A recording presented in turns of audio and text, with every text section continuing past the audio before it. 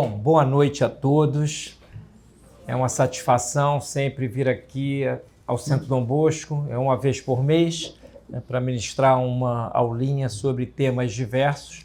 Hoje, o que eu sugeri foi abordarmos o problema do mal. O mal é um problema filosófico que atravessa séculos. Na antiguidade grega, ele não recebeu, digamos assim, tantas formulações satisfatórias, não se chegou a problematizar o mal como aconteceu ao longo da história do cristianismo, e com Santo Agostinho nós temos uma grande primeira referência numa obra que eu publiquei aqui no Brasil, fiz publicar, e que o Centro Dom Bosco recentemente reeditou, que é o De Natura Boni contra Maniqueus, sobre a natureza do bem, escrito contra os maniqueus. E é um opúsculo, é uma obra pequenina, e nela Santo Agostinho nos diz coisas muito interessantes que Santo Tomás, séculos depois, aproveitará, mas não apenas Tomás. Outros filósofos, depois de Agostinho, outros teólogos, vão aprofundar o problema do mal e vão espraiar o seu olhar a diferentes áreas do conhecimento, e chegou-se a formulações que eu julgo metafisicamente definitivas. E então o que me cabe aqui nesta breve aula é trazer algo destas formulações. Eu fiz uma breve colinha temática aqui com anotações que eu vou comentar, e a primeira delas é a seguinte: bem e mal são dois conceitos que só fazem sentido relacionados a outros dois, que são os conceitos de finalidade e natureza. Se se destrói o conceito de finalidade, o problema do mal não ganha uma formulação satisfatória, porque algo será bom ou mal em ordem ao fim que as potências que estão inscritas num ente qualquer, elas fazem esse ente. Vou refazer a formulação aqui agora. Algo é bom ou mal de acordo com cumprir ou não o fim daquele ente. Então, é próprio de uma parede, só para dar um exemplo bem prosaico, dar suporte ao teto. Se ela não cumpre essa finalidade, ela será má enquanto parede. E Santo Tomás, pegando esta ideia de Santo Agostinho, ele diz coisas que são ao mesmo tempo simples e muito interessantes. Eu trouxe aqui, eu vou comentar alguns excertos de uma obra que é um clássico, que é o De Malo, são as questões disputadas sobre o mal. A disputar-se foi um método dialético que ganhou uma formulação extraordinária na Idade Média, na escolástica, e sobretudo com Santo Tomás de Aquino. E aqui a primeira das questões é relativa a se o mal ele tem essência ou não, se ele tem ser ou não, e Santo Tomás nos informará que o mal ele tem um sujeito de inerência. Todo mal inere num bem. O mal não tem ser, não tem essência. O mal ele opera enquanto corrupção de um bem devido ao ente. Então, fiquemos com esta ideia antes de tudo no nosso horizonte. Bem e mal só fazem sentido se considerarmos o conceito de telos, finalidade. Então, uma coisa será má se não cumprir a sua finalidade, será boa se cumprir. No caso do homem, que é um ente muito complexo, composto de matéria e forma, e a forma, que é a alma, tem um sem número de potências, e nós fomos feitos para, sobretudo, conhecer a verdade e amar o bem. Então, o mal do ente humano é este naufrágio existencial que acontece quando ele não conhece a verdade, e aqui a verdade não apenas no sentido geral e abstrato, e sim toda e qualquer verdade. A nossa tendência fundamental é, buscando a verdade, fazer o intelecto repousar quando depara com uma. Então, quando não logramos isto, estamos no mal. E quando não amamos as coisas pelo bem que elas carregam consigo, também estamos no mal. Então, fica aqui a formulação. Bom é atualizar as potências que radicam na forma doente, fazendo lograr o seu fim natural. Os entes têm um fim, quer natural, quer artificial, mas todo e qualquer ente opera em ordem a um fim, ou a um conjunto de fins. Então, esta ideia, ela, ao longo da filosofia moderna, ela foi combatida por filósofos que tentaram destruir o conceito de natureza e de finalidade, houve vários. Tentaram destruir o conceito de causalidade, houve alguns também que trouxeram formulações com certo brilhareco, porém muito aporéticas, sem nenhuma, digamos assim, nenhum caráter de verdade. Um deles foi o David Hume, no seu ensaio sobre o entendimento humano. E em outras obras também, ele ataca o conceito de causalidade e acaba por atacar indiretamente também o de natureza. E natureza, que é o outro conceito em relação ao qual bem e mal fazem sentido, já nos dizia Aristóteles que natureza é o seguinte, 2 pontos. Algo é natural, isso no livro da Física, que é um livro importantíssimo. Aristóteles, um parênteses aqui que eu faço. Hoje a pessoa estuda física e dificilmente nas faculdades de física se estuda física aristotélica, assim como dificilmente nas faculdades de psicologia se estuda o De Anima, o Peripsiques de Aristóteles, o livro sobre a alma. Começa-se já a partir de autores que tentaram atacar a metafísica sem nunca tê-la conhecido, e isto significa dar com os burros na água, começar pelos caminhos errados. Então Aristóteles é e deve ser para todos nós ainda hoje uma referência nestes temas, né? E Santo Tomás, que comentou a metafísica de Aristóteles, ele acrescenta algo a isto, que é a formulação aristotélica, né? A natureza é aquilo que sempre ou quase sempre alcança o mesmo fim a partir de suas próprias potências. Ou seja, algo é dito natural quando alcança sempre e um aposto, ou quase sempre, porque às vezes há um defeito na natureza que a impede de lograr o seu fim. Então, isto é natural. O rio nasce numa fonte e naturalmente chega ao mar ou a uma lagoa. Então, isto é o natural do rio. É natural do esôfago levar o alimento mastigado para o estômago, que por sua vez vai trabalhar com enzimas várias e vai fazer com que o nosso organismo produza, em parte, as proteínas que são necessárias para a sua sobrevivência, e aquilo que não for aproveitável vai ser, digamos assim, expelido, né, no lugar devido. Então, esse processo digestivo, vou fazer uma analogia lá na frente com a nossa alma, porque na nossa alma também há uma digestão, que pode ser inclusive uma indigestão, né, daquilo que nós pensamos, daquilo que nós amamos. Muitas vezes nós, ao botarmos para dentro da alma conceitos abstrusos ou ruins, nós literalmente não trazemos a proteína da verdade para ela, e a pessoa, quando chega neste estado, ela é como um navio que está em alto mar, sem bússola, e vai em algum momento naufragar, né, em algum arrecife ou mesmo em alto mar. Então, bom é atualizar, repito, as potências que radicam na forma doente, fazendo-o lograr o seu fim natural.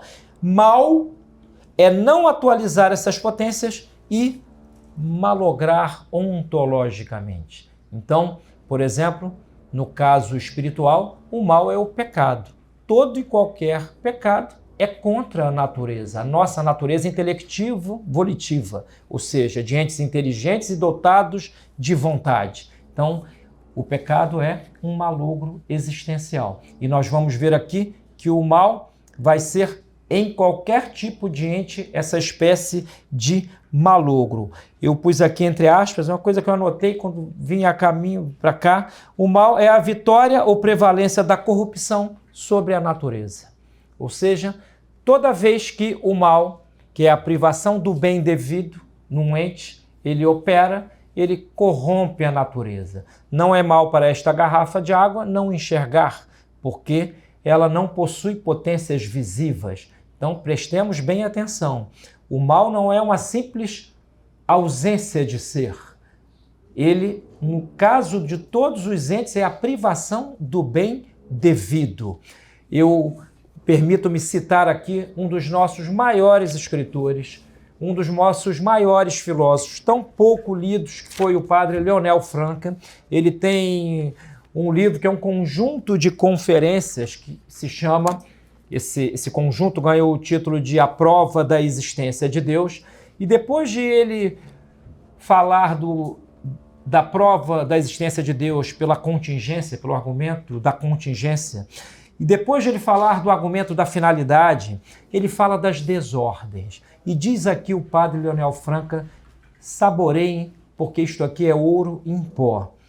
Depois da luz, as sombras. O universo, contemplamo-lo como um todo harmonioso, espetáculo magnífico de uma ordem que a inteligência não cessa de admirar.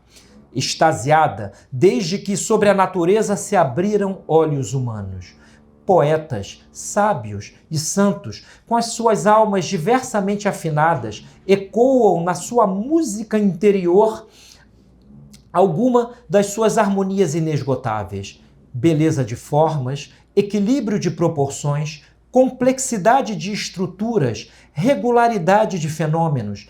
Eis o que se nos depara nesta imensa organização da natureza que vai executando um plano gigantesco, cujas grandes linhas mal começamos a entrever. Matéria que se conserva e se diferencia, regida pela simplicidade das grandes leis cósmicas. Vida que se eleva e ramifica num esforço constante de formas mais altas e de realizações mais complexas. Inteligência do homem a medir-se na sua superioridade espiritual com a imensidade da matéria que a envolve.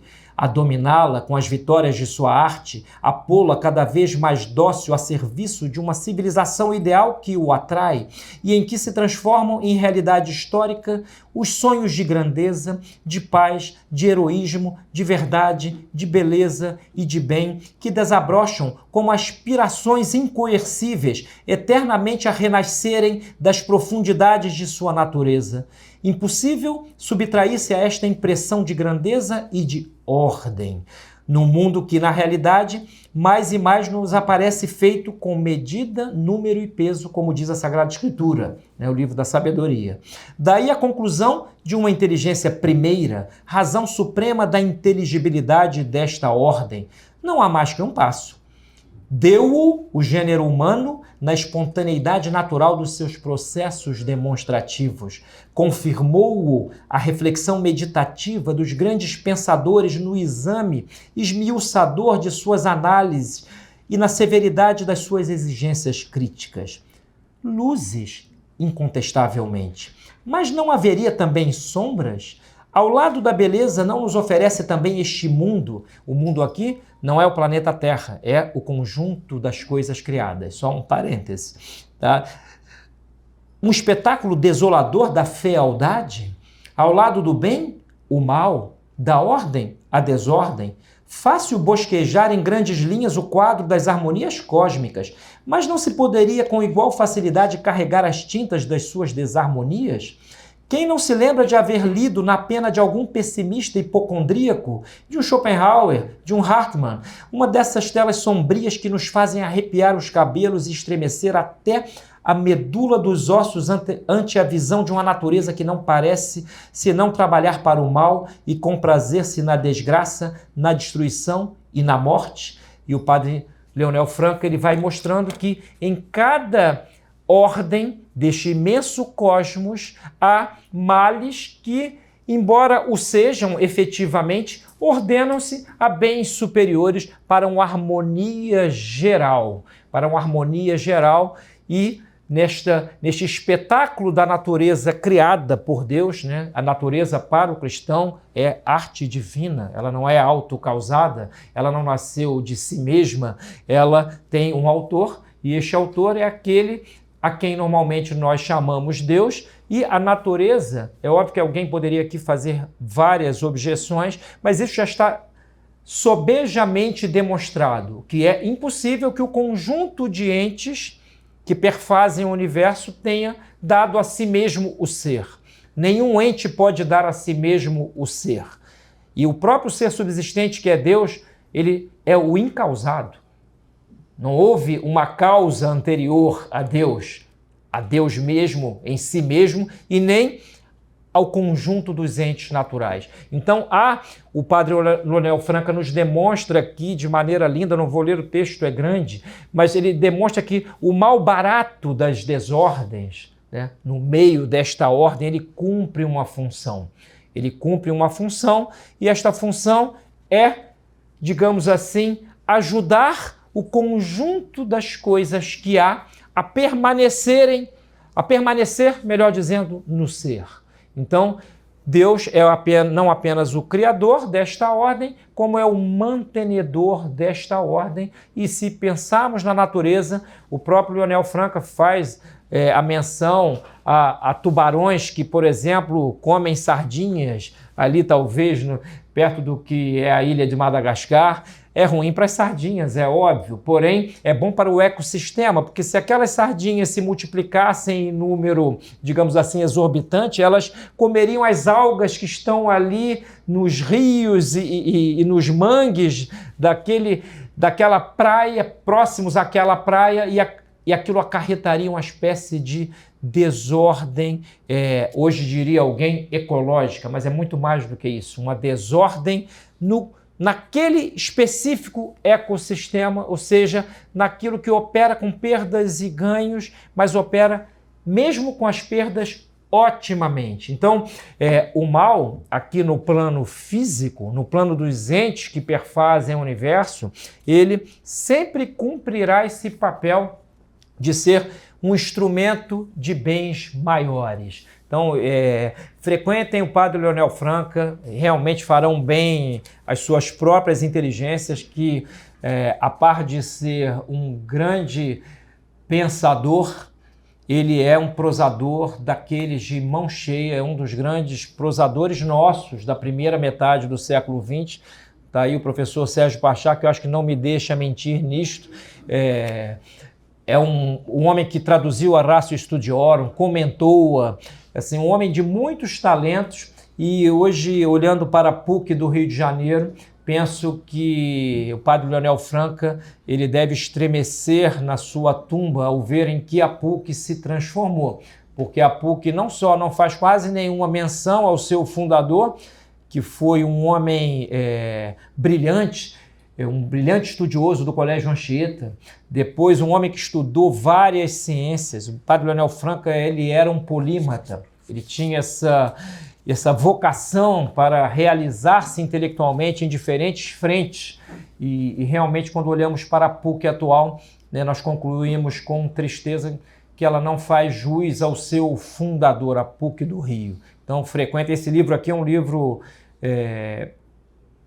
O Problema de Deus, é um belo livro, e sempre escrito com este sabor aqui. Vocês puderam ter um contato com isto e ter uma ideia mais perfeita pelo texto do padre Leonel Franca do que eu disse aqui, que o mal nos entes orgânicos é a vitória da corrupção sobre a natureza, ou a vitória ou a prevalência. O tema da geração e da corrupção também é um tema multimilenar, né? Aristóteles já tratou de uma maneira profunda o tema da geração e da corrupção.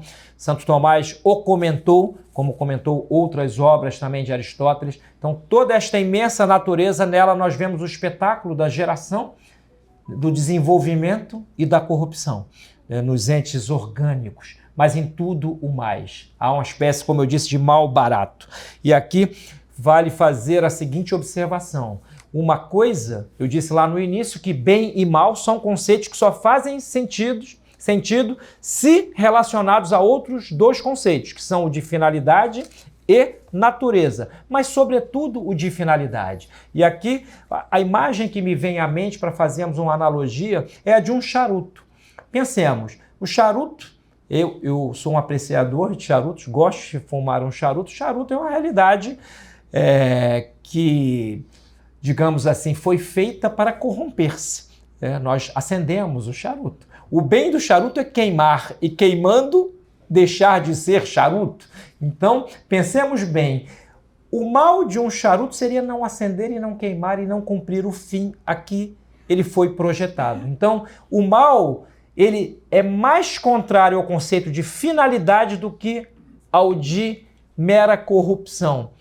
Então, a degradação da finalidade é aquilo que mais nos faz vislumbrar os males, tanto nos entes físicos quanto em nós mesmos humanos. Tenhamos isto em vista, porque nós vamos crescer nessa escala aqui e chegar às formas mais, digamos assim, simples da ordem do ser, porém mais complexas para o nosso intelecto. Então, recapitulando, o mal não tem ser nem essência, é a privação do bem devido ao ente. O mal inere sempre num bem. Então, o mal é parasita, é sempre um parasita do bem. Não há cárie sem dente, não há câncer sem um órgão que ele corrompa, e assim com todas as demais coisas. O sujeito de inerência do mal, como eu disse ainda há pouco, é o bem. O mal também, além de não ter ser, se ele não tem ser, não tem essência, evidentemente também não terá substância. E substância é um conceito também caro a Aristóteles, e para que fique entendido mais ou menos numa formulação fácil, eu trago aqui o que diz o salmanticense Soares, que diz que substância é substar, né? Ou seja, nós somos entes substanciais e inerem em nós vários acidentes, né? Movimento, peso, lugar, etc. Então, o conceito de substância, ele também estará implicado no conceito de mal, já que o mal corrompe a substância, mas nós vamos ver aqui que de maneiras distintas. Então, outra coisa importante de destacar, o mal é sempre um acidente. Já que ele não tem substância, é sempre um acidente. Portanto, aquela expressão vulgar que diz que o mal, isto aí é um mal necessário, na verdade, não tem sentido algum, porque se é mal, é uma desnecessidade metafísica. O mal nunca é necessário. Então, portanto, não façamos acordo com o mal.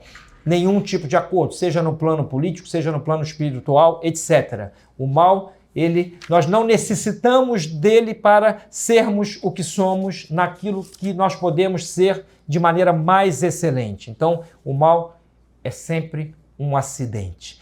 Portanto, inere numa substância. Outra coisa, o mal não é simplesmente o contrário do bem.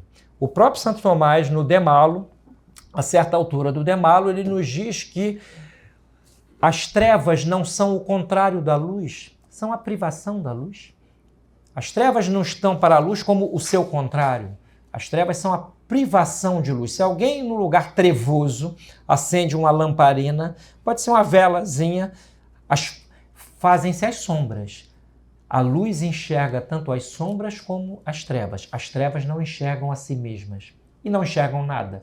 De maneira análoga, assim, também o mal não é o contrário do bem. Ele é uma privação de bem, uma privação do bem devido. Tenhamos isto no nosso horizonte. Quando estudamos coisas mais profundas do ponto de vista teológico, por exemplo, os anjos, muitas vezes as pessoas pensam que Lúcifer é uma espécie de antagonista de Deus, o que só pode ser dito por uma benévola analogia para com Lúcifer, que é uma criatura, né?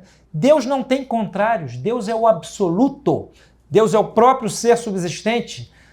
Todos os demônios são criaturas elevadas no plano da natureza, sem dúvida nenhuma, mas criaturas. Então, é bom, como diz Santo Agostinho num famoso sermão, temermos antes as penas da luz que as penas das trevas. Nós temos, às vezes, medo dos demônios, medo das tentações, às vezes caímos em escrúpulos.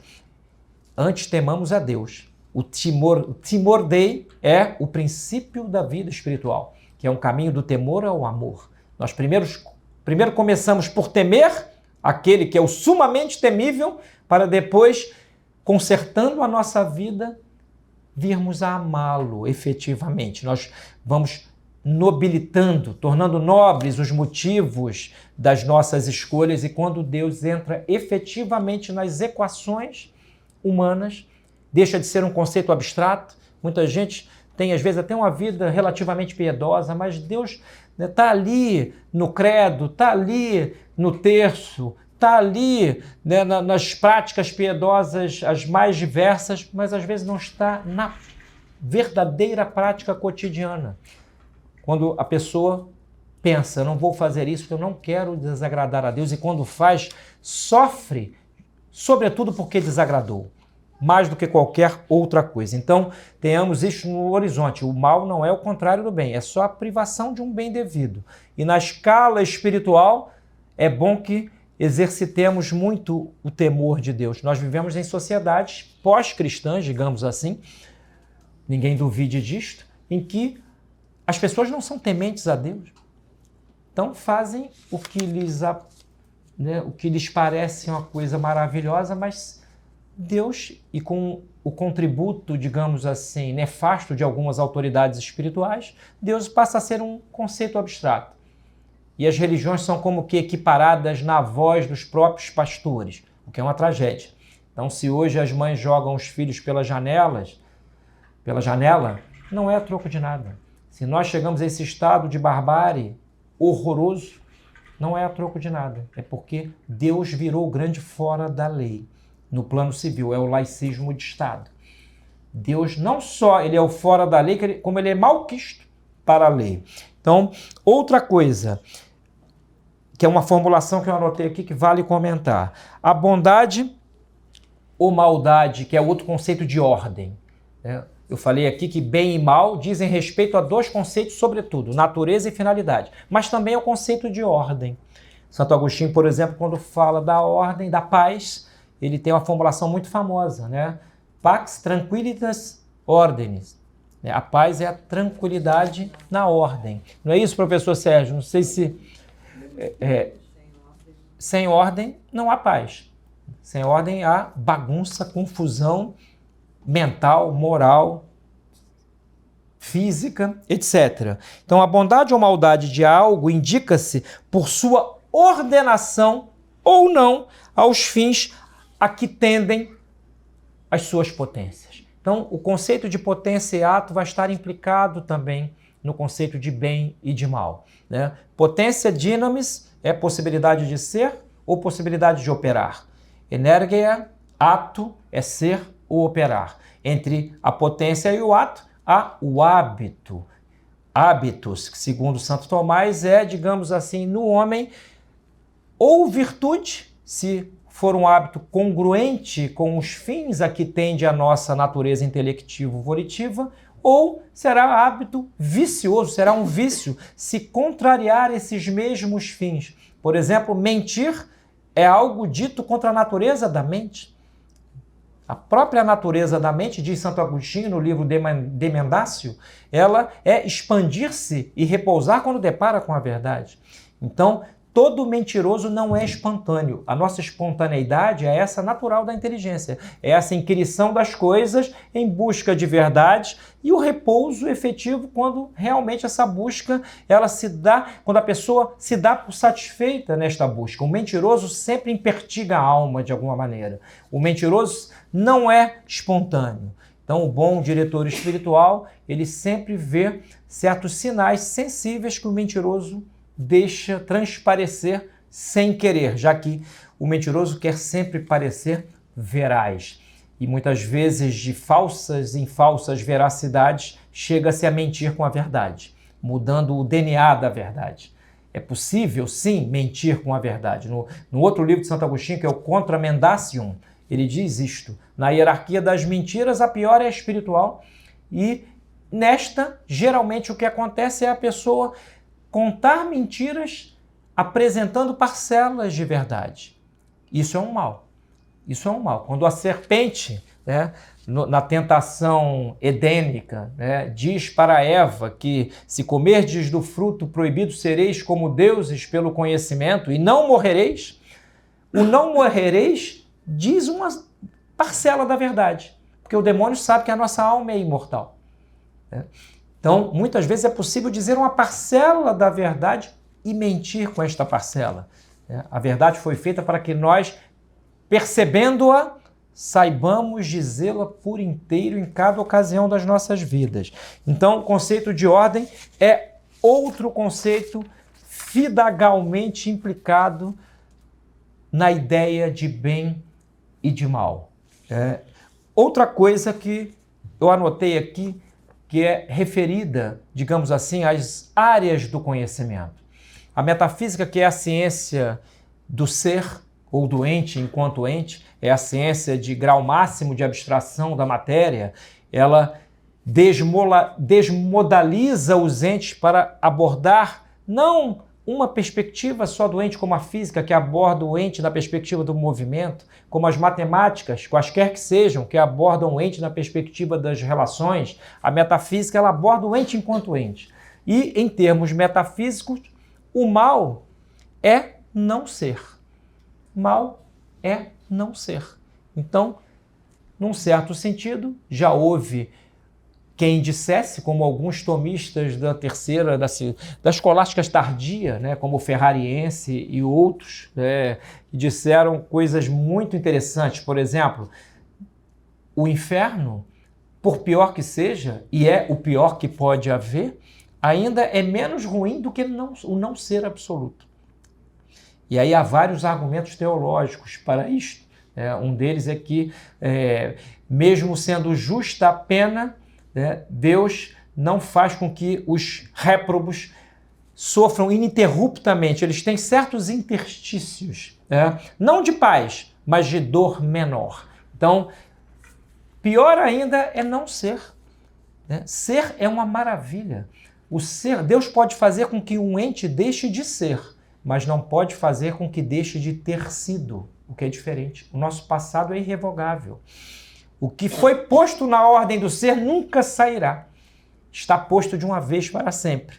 Então, pensemos nisto. Então, metafisicamente, o mal é não ser. Ontologicamente, eu vou explicar aqui a distinção que faço entre o metafisicamente e o ontologicamente, é isto que eu disse ainda há pouco, que é a privação do bem devido no ente. A ontologia, ela trata dos entes. Quando Heidegger, o pretensioso Heidegger, disse, ou deu a entender que desde os pré-socráticos até ele, sujeito modesto, toda a história da filosofia esqueceu-se do ser e só abordou o ente, ele bateu na trave, mais ou menos, porque realmente muitos filósofos, eles não alcançam abordar o ser. Isso é uma verdade. Isso é uma verdade, mas houve alguns que abordaram o ser profundamente. O principal foi Santo Tomás de Aquino, um dos discípulos do Heidegger. Eu já contei essa história, mas é sempre bom repetir, que foi o Johannes Lotz, lá em 1974, num aniversário de morte de Santo Tomás, ele escreveu um artigo que virou o livro O Ser em Heidegger e Santo Tomás. Ele conclui que Heidegger, o seu mestre, esqueceu-se do ser, Santo Tomás não. Então, é quase que é uma confissão, digamos assim, de algo mais ou menos profundo. Mas, então, de fato, muitos filósofos só abordam o ente. E a ontologia é a ciência do ente. A metafísica, ela seria, nesta distinção que eu estou fazendo aqui, a ciência do ser. Então, metafisicamente, o mal é não ser. Ontologicamente, o mal é a privação do bem devido.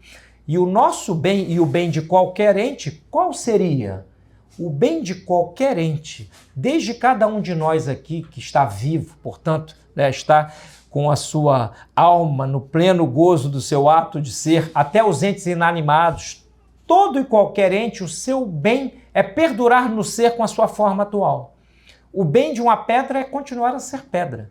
Se a pedra se despedrizar, digamos assim, será um mal para ela. Ora, a pedra pode se despedrizar, entre aspas, por coisas extrínsecas a ela. Alguém pode quebrá-la, alguém pode dar um tiro nela, transformá-la em partículas quase que infinitesimais, entre aspas, de matéria. Agora, aniquilá-la não pode, porque nós não tocamos o ser que a metafísica, de que a metafísica trata. O ser é o suposto, suppositum, o suposto fundamental de tudo o que há. Não é nem a forma, nem a matéria, e sim o ser. E o ser nós não tocamos, tocamos matéria e forma dos entes. Já gnosiologicamente, ou seja, no plano da teoria do conhecimento, o mal é a ignorância. O mal é a ignorância. Eu aqui no Cosmogonia tenho um artigo que é baseado até numa obra que o Santo Dom Bosco traduziu recentemente, muito recentemente, que é o Teologia Moral para Seglares, né? A teologia moral para seculares ou leigos. E aqui, a certa altura, existe um artigo chamado Meandros da Ignorância. Que a ignorância ela não é simplesmente o ser, digamos assim, asnático. A ignorância, ela tem sobre si uma certa ciência já consignada por alguns grandes escritores. E o Royo Marin, que é este autor, que escreveu essa teologia moral para seculares, ele fala coisas que eu aproveitei que esse artigo é lá de 2010, no Cosmogonia. Os melhores tratadistas de moral nos ensinam que para dar-se o ato propriamente humano são necessárias algumas pré-condições, pois há, em ocasiões diversas, impedimentos para tal ato realizar-se em sua plenitude. Um deles é a ignorância, definida como carência habitual de ciência num sujeito capaz, ou ausência de um conhecimento que alguém poderia e deveria ter, dada a sua condição ou o seu ofício, mas que por negligência não adquiriu. De acordo com Royo Marin, importante teólogo da Universidade de Salamanca de meados do século XX, e autor do clássico Teologia Moral para Seglares, a ignorância distingue-se das seguintes categorias psicológicas: da necedade, ou seja, o caráter de nécio, que é a carência de conhecimentos mínimos obrigatórios. O nécio não tem conhecimentos mínimos obrigatórios, é uma besta, né? Uma besta de estrita observância. O nécio, na prática, mal sabe orientar-se à direita ou à esquerda, e, em geral, não tem culpa disto. Distingue-se também da inadvertência, que é a falta de atenção atual relativa a algo que habitualmente se conhece. Isto é a inadvertência. Eu atualmente não presto atenção naquilo que habitualmente eu sei, o que implica uma certa negligência. Do esquecimento, que é a privação habitual ou atual de uma ciência que se possuía anteriormente, e do erro, que é o juízo equivocado sobre a verdade de uma coisa. Então, quando eu digo aqui que o mal gnosiológico é a ignorância, tem muita coisa implicada. É óbvio que ele também será o erro, será o engano, e numa escala de culpabilidade, né? Quanto mais o engano for, digamos assim, tiver por objeto um ente superior, mais dramático ele será e mais culpável ele será. Afastar alguém de Deus, por exemplo, por meio de mentiras religiosas, é gravíssimo, é um mal gravíssimo. E a ignorância, em geral, pode dividir-se nos seguintes tópicos. Com relação ao objeto, ela é de direito, se trata da ignorância acerca da lei que manda ou proíbe algo, e, de fato, a ignorância de que tal ou qual ação está compreendida na lei positiva. E com relação ao sujeito, ela será invencível, ou vencível. A invencível é aquela que não pode desvanecer-se no sujeito que a padece. Seja porque, por diferentes razões, de nenhuma maneira ele alcança removê-la, é a ignorância absolutamente invencível, seja porque ele tenta inúmeras vezes livrar-se dela, estudando, perscrutando, indagando de amigos, mas não consegue. É a ignorância moralmente invencível. O sujeito tem boa vontade, né? Mas ele, digamos assim, nasceu em noite de eclipse e está com dificuldades existenciais dramáticas, né? Já a vencível é a ignorância que se poderia superar com algum esforço pela reflexão e pelo estudo. E aí há outras subdivisões, mas só para ficarmos com isto no nosso horizonte. Mal metafísico, não ser. Mal ontológico, privação do bem devido ao ente. Mal gnosiológico, ignorância. Ignorância. E numa escala que vai desde a ignorância mais culpável que pode haver até a ignorância absolutamente desculpável. Por exemplo, ninguém pode culpar um anencéfalo, né, por não ler a Suma Teológica, né? É evidente. Mas, moralmente, Então, abaixo do gnoseológico, num certo sentido, o moral. O mal moral é não fazer o que se deve fazer. O Vieira, num sermão famoso, ele diz o seguinte: quem fez o que devia o que fez. Estava em dívida.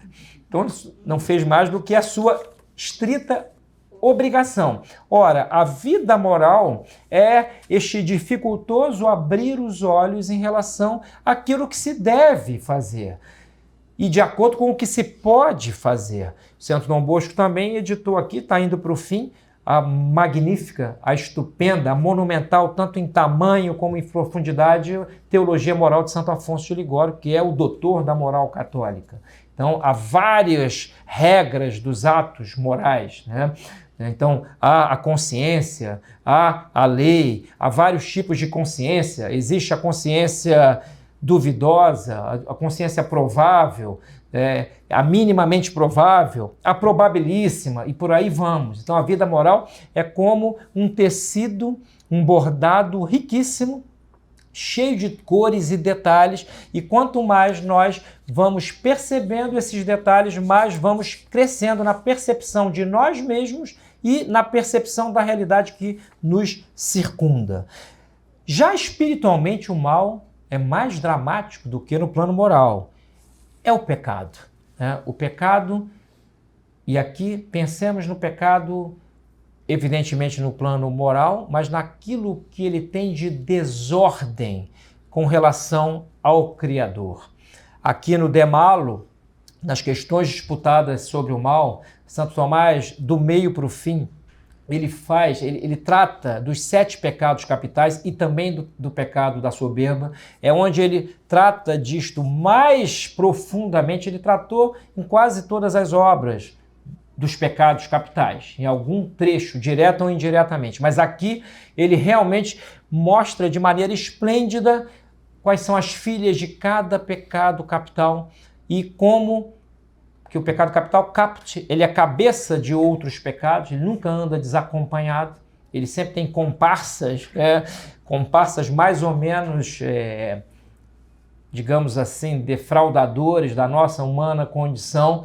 Então, no De Malo aqui, quando ele fala da soberba como pecado supracapital, por exemplo, ele baseando-se em São Gregório Magno e pedindo quase vênia, a São Paulo, o apóstolo, que nos diz, num texto sagrado, que a raiz de todos os pecados é a avareza. Santo Tomás, sem contrariá-lo, coloca a soberba como um pecado supracapital, como fonte de todos os demais, como eu disse aqui numa aula, né? E refluindo para a nossa alma, a soberba, desde aquilo que é mais espiritual, são aqueles pecados capitais que não têm comunhão com o corpo, vaidade, né? Avareza, etc., até aqueles que estão mais pegados ao corpo, como a gula, a luxúria e a ira. Organicamente, o mal é a doença. O mal é a doença. A arte da medicina é a arte de trazer-nos a saúde, ou devia ser, né? Nós vimos agora neste período de ditadura sanitária que muitos daqueles que fizeram o juramento de Hipócrates perjuraram.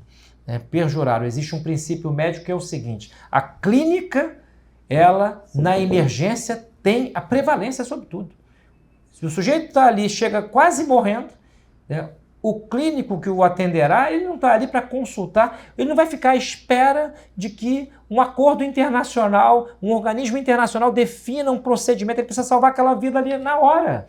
Então, assim, a clínica foi jogada na lata do lixo em prol de medidas coletivas proclamadas por organismos a serviço, sabemos talvez nós de quem, e quantas vidas se perderam. Então, o mal neste plano orgânico é a doença, e o bem, que é a saúde, muitas vezes ele se atualiza por meio da arte da medicina. Um dos grandes autores medievais que resgata conceitos antiquíssimos na área da medicina e que dificilmente, duvido que ele seja estudado, porque hoje o médico muitas vezes é formado para fazer exames sofisticadíssimos, ele é quase um leitor de exames, como o professor universitário é um comentador de PowerPoint, né? É fácil, pega o PowerPoint que eu comento o PowerPoint. Sujeito que não sabe de improviso, né, tendo um tema que ele presumivelmente domina. Se ele não sabe escorrer sobre aquilo, na verdade ele não domina. Hoje em dia o que a gente vê são comentadores de PowerPoint, e às vezes na área médica são leitores de exames, e muitas vezes maus leitores. Substitui-se muitas vezes o exame de toque, o exame clínico, né? As pessoas parecem ter até nojo de tocar outro ser humano. Como é que o sujeito é médico? Né? Então, um autor a que eu me referi aqui é o Avicena. Foi um autor muçulmano, mas que teve escritos sobre a medicina muito elevados. Santo Tomás o leu e nisto o respeita em vários pontos, que ele diz coisas muito interessantes a respeito do organismo humano. Então, o mal orgânico é a doença. E a doença aqui, não só no homem, hein? Em todos os animais, e incluídas aqui as plantas, que as plantas neste universo, segundo Aristóteles, e com razão, elas têm alma. Elas são, nesse sentido, animadas, né? Já que têm em si mesmas o seu princípio intrínseco de movimento do corpo. A alma é isto. Então, as plantas, uma árvore adoece. Como diz o Vieira num outro sermão, as árvores morrem 2 vezes. Primeiro quando secam, depois quando caem. E assim deve morrer o cristão. Primeiro para o pecado, para quando chegar a sua segunda morte, esta não seja definitiva. Então, é uma bela imagem, mas é uma imagem que nos aponta para muitas coisas que são eternas, no sentido de que são para todos os tempos, né? Qual é o mal pior em mim? É a doença física? Ou eu apagar em mim certos movimentos anímicos superiores pelo pecado? É o que? Uma doença ou perder a face humana? As pessoas, para salvarem as suas vidas, elas jogaram na lata do lixo a sua humanidade, muitas vezes. Vimos isso recentemente. Ou seja, estavam desordenadas. Elas não tinham, estavam com um grau de ignorância mais ou menos culpável, porque sendo a prudência aquela virtude da escolha certa, a prudência, o homem prudente não delega para terceiros aquilo que está à sua mão investigar. Então, delegar para o Estado, muitas vezes, decisões a respeito da nossa própria vida que estão à nossa mão, de alguma maneira, e nós somos os gestores dos nossos medos, dos nossos temores vários, inclusive o temor natural da morte, delegar para o Estado, às vezes, é cômodo.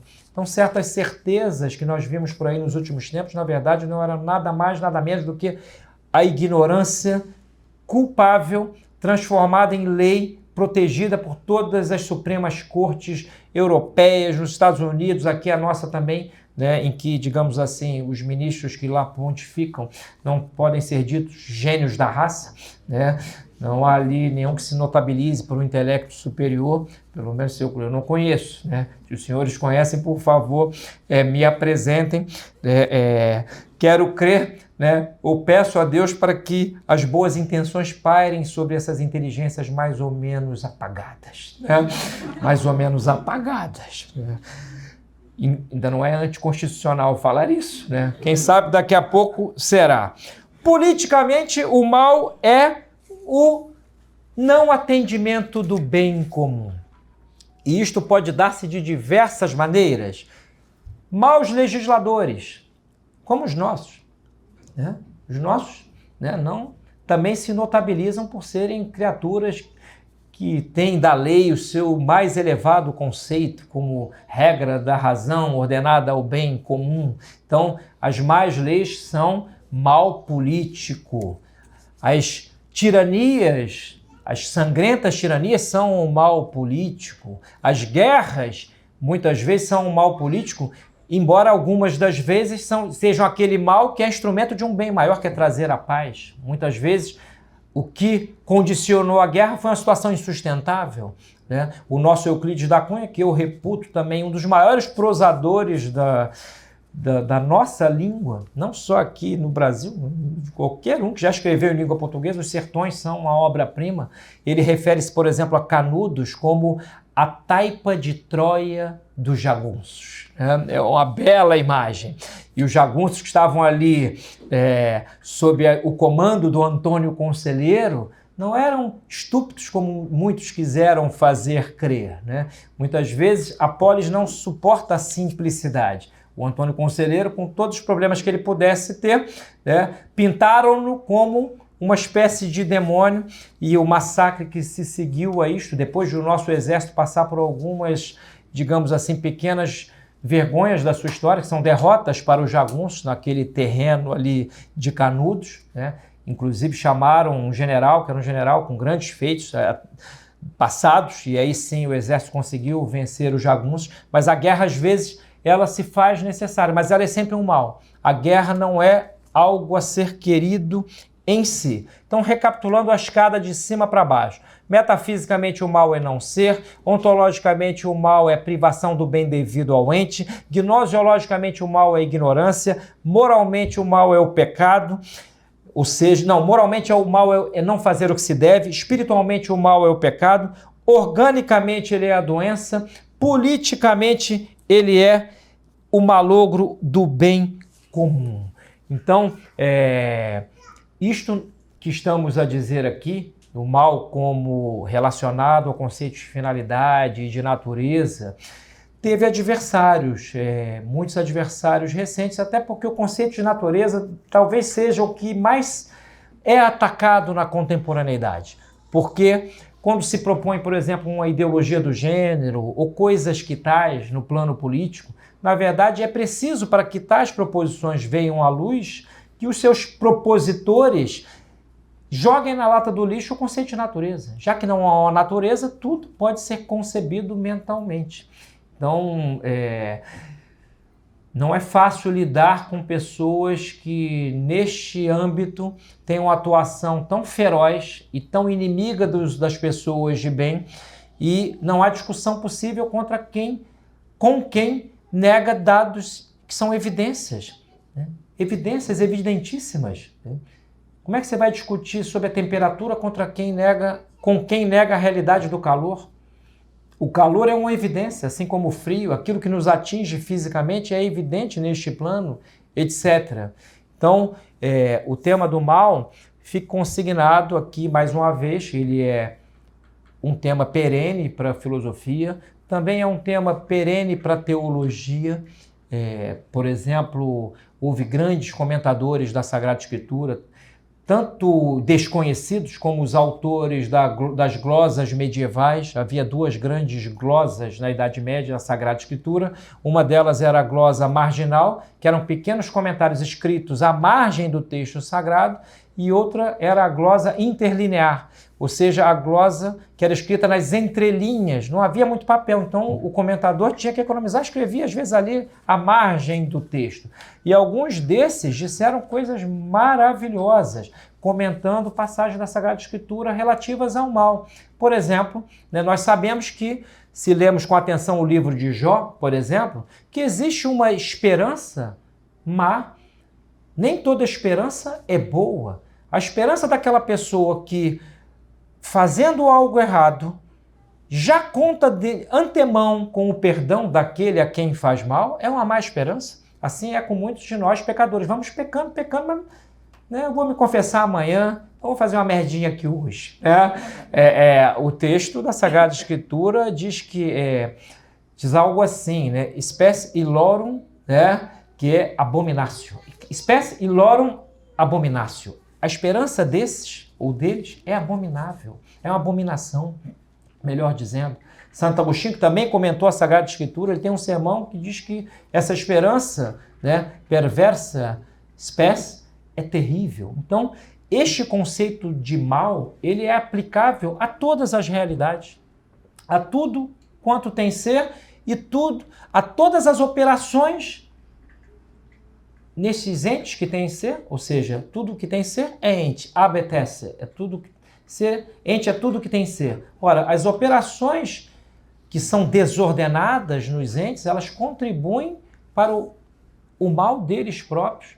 Então, em tudo nós podemos vislumbrar bem e mal. Como nós somos dotados de inteligência e vontade, cabe-nos, olhando a realidade, olhando a realidade com olhos de ver, frequentando os grandes autores, sejam autores espirituais, sejam metafísicos, sejam teólogos, sejam poetas, sejam prosadores, nós podemos e devemos entender que o mal é uma realidade presente em nós, pelas más inclinações, pelos vícios, por aquilo que em nós é difícil de vencer, e, portanto, cabe-nos fazer um esforço. É um dever moral fazer este esforço para ir destruindo em nós, aos poucos, e pedindo a ajuda de Deus, aquilo que nos impede de sermos felizes.